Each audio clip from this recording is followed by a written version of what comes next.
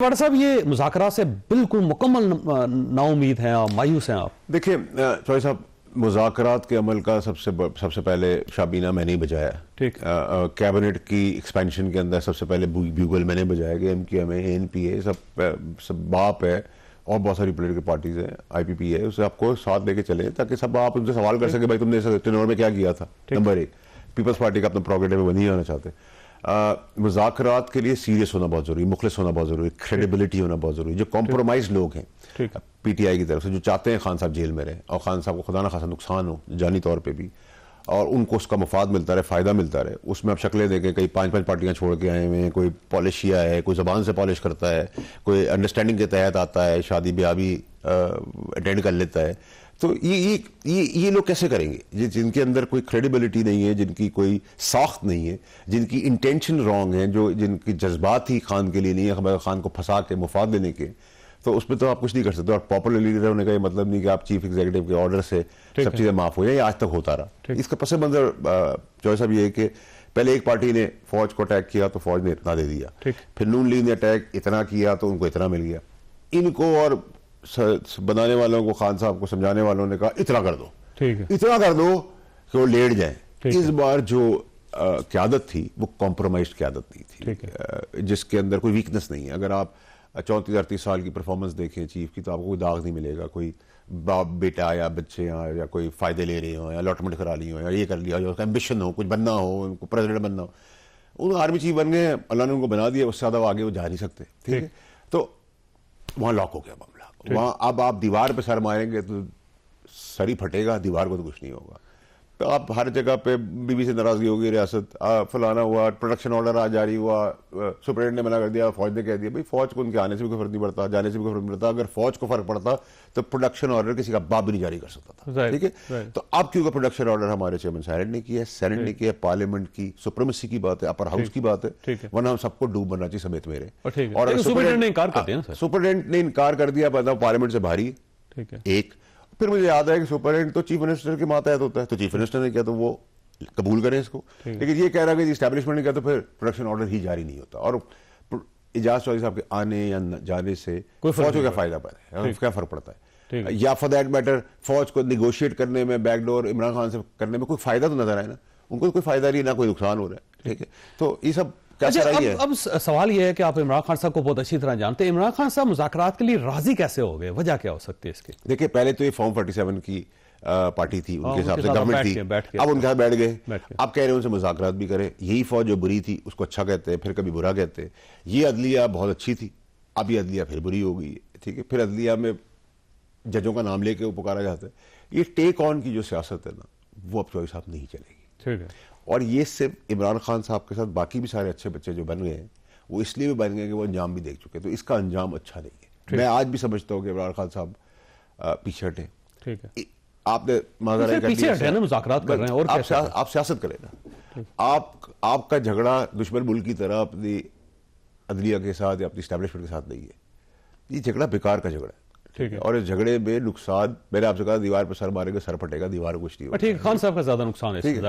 تو اس میں آپ دشمن کا کام کر رہے ہیں. آپ ریلائز آپ نے سیاسی طور پہ اتاڑ پتاڑ کرنی ہے، کرٹیسائز کرنا ہے، پالیسی بتانی ہے، جو کرنا ہے کریں آپ. ٹھیک ہے، لیکن آپ ملک کو نقصان نہ دیں. آپ لیٹرز نہ لکھیں، آپ ملک میں ریمیٹنس آنے کے اوپر آپ کو پرابلم ہے تو وہ نقصان نواز شریف صاحب یا شہباز شریف صاحب کو نہیں ہو، پاکستان کو ہوگا. تو پاکستان کے مفاد کو پہلے رکھیں، باقی اپنی پوری سیاست کریں. آج بھی آپ جو پھنس گئے جو 190 ملین پاؤنڈ کا کیس ہے، اس میں سزا ہونی ہے. تاریخ بدل سکتی ہے، فیصلہ نہیں بدل سکتا. اب آپ لوگ فیصلہ کیا آپ کو پتا ہے کہ فیصلہ کیا ہے؟ پتا کیا، میں تو سر جب کابینہ کے اندر تھا اس دن میں نے آبجیکٹ کیا تھا، 2 وزیروں نے اور آبجیکٹ کیا تھا. میں نے بنی گالا جا کے شریف مزاری نے کیا تھا اور فواد چودھری کیا تھا. سب سے پہلے میں نے کیا تھا، فواد چودھری نے کیا تھا اور شریف مزاری صاحب نے کیا تھا. اور اس کا میں ان کے گھر بھی جا کے میں نے کہا اس کا ریورسل کریں. تو اگر آپ مجھ سے پوچھیں تو پھر مجھے 4 سال پہلے کیسے پتا تھا، پھر 2.5 سال پہلے مجھے کیسے پتا تھا، اور مجھے آج کیسے پتا تھا. ویسے ہی پتا ہے کہ اگر آپ مجھے دوران انٹرویو چاقو مار دے اور اس کی ویڈیو بن جائے تو آپ کو کیا لوگ ہار پہ رہیں گے، کورٹ میں جج جو ہے وہ آپ کو بٹھائی دے گا، آپ کو جیل ہی کرے گا. اچھا، وہ کہہ رہے ہیں اس سے عمران خان کو کیا فائدہ ہوا اگر یہ 458 کنال جگہ لے بھی لی تو؟ اچھا سر، تو پھر 458 ہمیں 58 ہی راضی کو ایکڑ دے دے، ہمیں 8 ہی کوئی دے دے. ہمیں تو آج تک وہ کہتے ہیں سیرت النبوی کا وہاں پہ ذکر کرنا ہے. سر دیکھیں، میں معذرت کے ساتھ یہ جو ریلیجس کارڈ ہے نا پاکستان کے اندر، یہ اسلامک ڈرامہ نہیں ہونا چاہیے. مذہب کو مذہب کی طرح، میں اس کے بھی خلاف ہوں. میں مولویوں کے فتوے جو ہیں کافر اور مسلمان بنانے کے، میں اس کو بھی نہیں مانتا بالکل بھی. یہ آپ کا اور اللہ کا معاملہ ہے. خدا را آپ یہ سیاسی ٹچ نہ دیں. اس کا میں بہت گناہ گار آدمی، فرشتہ نہیں ہوں، لیکن اس کا بہت بڑا عذاب بھی ہے، گناہ بھی ہے. یہ نہ کریں. پہلے ہی بہت سارے لوگ آپ کو آگے بتاتے رہے کہ نبی پاک صلی اللہ علیہ وسلم جو ہمارے آخری نبی ہیں ان کے میسج آ گئے ہیں، خواب آ گیا ہے. اور میں ان کو حلف پہ کہہ رہا ہوں آپ کو، کہ حلف لے کے کہہ سکتا ہوں کہ میں ان کو کہتا تھا سر مروا دیں گے یہ سب لوگ ان کی باتوں میں. اور ان کی بہت فالوئنگ ہے ان مولویوں کی بھی. تو یہ نہ کریں سر، ٹھیک ہے. یہ نہ کریں. یہ کالا جادو اور یہ اور بکری کا سینگ اور کالا کپڑا اور درباروں کے اندر جو ہے ماتھا ٹیکنا، سر یہ نہ کریں. اس کو سیاست کا حصہ. اچھا ویسے عمران خان صاحب کو ٹریپ کس نے کیا ہے؟ بش ابھی بھی نے کیا ہے سارے معاملے میں، یا زلفی بخاری صاحب کا زیادہ کارنامہ ہے، یا شہزاد اکبر صاحب کا؟ دیکھیں میری بات سنیں، بیگم صاحب اور فیض یہ دو آدمی ہیں جس نے پوری پارٹی کو برباد کر دیا، اور خان صاحب کو تباہ اور برباد کر دیا. اور میں سمجھتا ہوں کہ اللہ خیر رکھے، ان کی جان کی حفاظت رہے، کیونکہ ان کے ہواری اور ان کے ساتھی جو ہیں وہ ان کا آخری اٹیمپٹ یہ ہوگا کہ ان کے. اور آپ دیکھیں نا، آپ نے خود کہا ہے کہ سی ایم کے پی کے میٹنگ میں بیٹھا ہے اور وہاں عمران خان صاحب کو ذکر نہیں ہوا. قوم کو اور کیا بتانا ہے؟ آپ نے اینٹیسپیٹڈ واٹس ایپ چیزیں چلائی ہیں کہ جی پارٹی میں سب کہہ رہے ہیں کہ جیل میں رہنے دو، وہ سونی. میں تو نہیں کہہ رہا، ٹھیک ہے. پھر مرشد کی ٹیپیں آ گئی ہیں، پھر گھڑی کی ٹیپیں آ گئی. کتنی چیز چھپائی، کتنی چیز جڑے. دیکھیں ہمارے دوست نے 460 بلین دینے تھے کورٹ کے، ٹھیک ہے. اس کو آسان مطلب میں سمجھے. میں نے 500 روپے دینے تھے کورٹ کے، ٹھیک ہے. اور 100 روپے میرے الگ تھے، ٹھیک ہے. تو 500 اور یہ 100 ملا کے 600 ہوتے ہیں. ٹھیک ہے. میں نے کہا جی یہ 100 اس 500 میں ایڈجسٹ کر دیں، تو اب میرا ادھار رہ گیا 400. تو 100 کا نقصان ہو گیا مجھے. تو یہ نقصان کسی کے باپ کا تو نہیں تھا، یہ پاکستان کے ملک کا تھا. وہ 1 روپے کا ہے، 1 ارب کا، 1 خرب کا ہے. جب آپ نے مجھے 1000 روپے کا فائدہ دیا ہے تو میں بدلے میں آپ کو 200 روپے تو دوں گا نا. میں کاروباری ہوں، تو کاروباری کو تو ہمیں گھسیٹنا نہیں چاہیے، کیونکہ سسٹم آپ کے ملک کا ایسا ہے. ٹھیک ہے. اور دوسرا یہ کہ آپ کو 1000 کا فائدہ ہو گیا تو میں نے 200 دے دیا. تو 200 میں طوائف بھی ہو گئے، رینوویشنز بھی ہو گئی.